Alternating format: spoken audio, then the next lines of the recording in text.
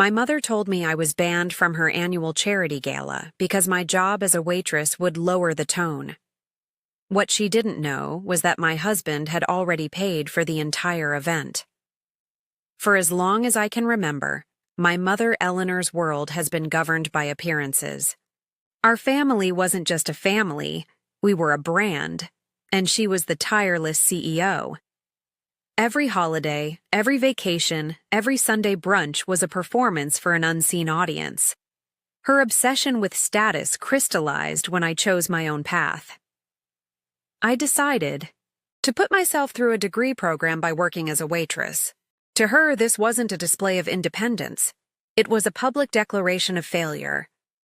She couldn't understand why I would choose a life of serving others when I could have relied on family money and connections, just like my older sister Sophia. The crown jewel of my mother's social calendar was the annual Foundation Gala. It was a massive charity event she organized every year, and for her, it was the Super Bowl of social climbing. For the family, attendance wasn't just requested, it was a command performance. We were expected to be perfect props in her perfectly curated evening. This year was the 10th anniversary, and the pressure was higher than ever. My husband, Mark, never quite fit into her world. We had been married for 2 years, and my mother found him pleasant but unremarkable. He worked in tech from our modest home, never wore flashy watches, and drove a sensible car. In her eyes, he was unambitious, a perfectly nice but ultimately disappointing choice for a daughter who was already a lost cause. She had no idea who he really was, and we never felt the need to correct her. 2 weeks before the gala, I called my mother to confirm the start time. "Chloe, darling," she began, her voice dripping with artificial sweetness. "About the gala. I've been meaning to call you." I waited. "We've decided it's best if you don't attend this year," she said, the words sharp and clean like glass. "Your father and I feel that having a waitress there, especially in the family photos, it just lowers the tone. It's off-brand, you understand. We have major donors attending." I was silent, not because I was shocked, but because I was so tiredly familiar with the sentiment. "However," she continued as if offering a grand concession, "I've worked out a compromise. I can arrange for you to work the event with the catering company. That way your presence would at least make sense." The offer hung in the air, a monument to her cruelty. I could attend her party as long as I was wearing a uniform that codified my lesser status. "I understand, Mom," I said, my voice even. "Enjoy your evening." I ended the call before she could reply. That night I told Mark what happened. I wasn't crying, I was just hollowed out. He listened patiently, his expression unreadable. When I finished, he didn't offer empty comforts. He just nodded, stood up, and opened his laptop. He turned the screen toward me. On it was a signed contract between his company and my mother's foundation, alongside a receipt for a wire transfer that covered the entire cost of the venue, catering, and entertainment. He was the anonymous platinum sponsor she'd been bragging about for months. "The invitation," he said quietly, "is for Mr. Mark Jensen and guest. I'd like you to be my guest." A different kind of plan began to form. I agreed. From that moment on, we started saving everything.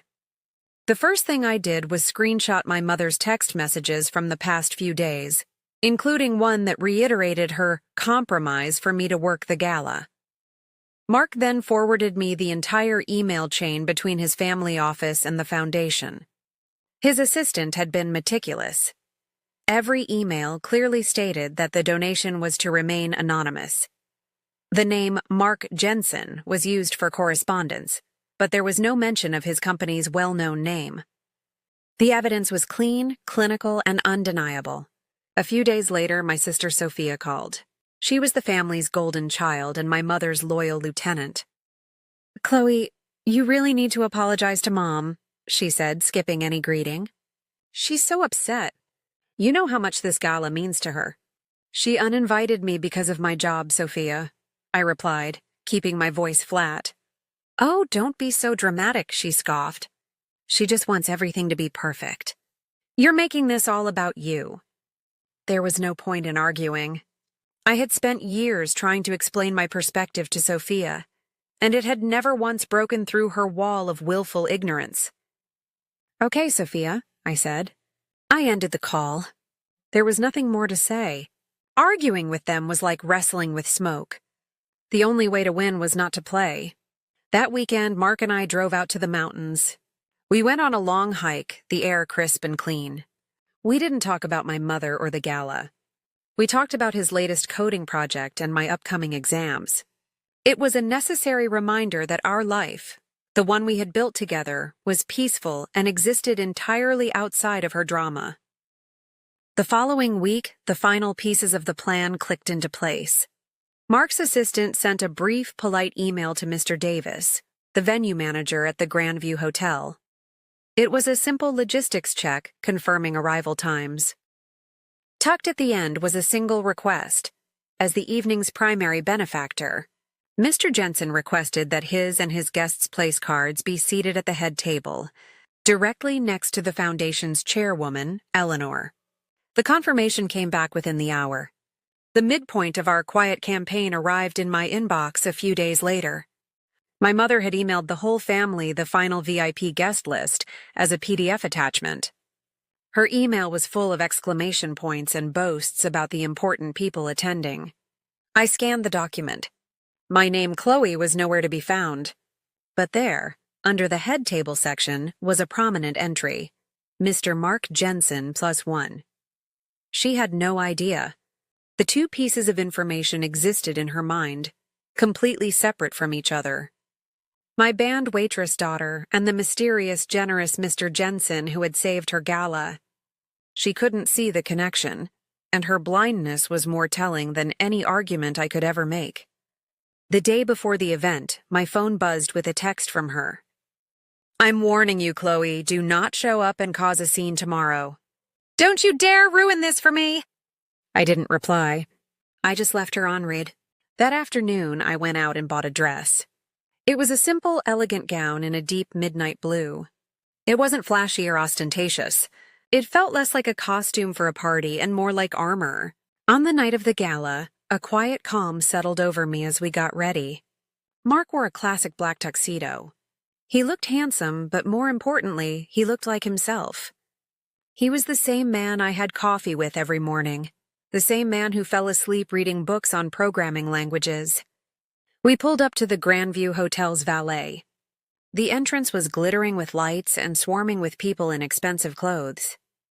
I took a deep breath, Mark took my hand, and we walked in. We barely made it through the doors before Eleanor spotted me from across the lobby. Her smile, fixed for a photographer, instantly curdled. Her face contorted with a flash of pure rage. She handed her champagne flute to a bewildered-looking man beside her and started marching toward us, her heels clicking ominously on the marble floor. She was a woman on a mission, and that mission was to have security throw her own daughter out of her party. She was about 10 feet away when a man in a sharp suit stepped gracefully into her path, intercepting her. It was Mr. Davis, the venue manager. He beamed at us, his eyes fixed on my husband.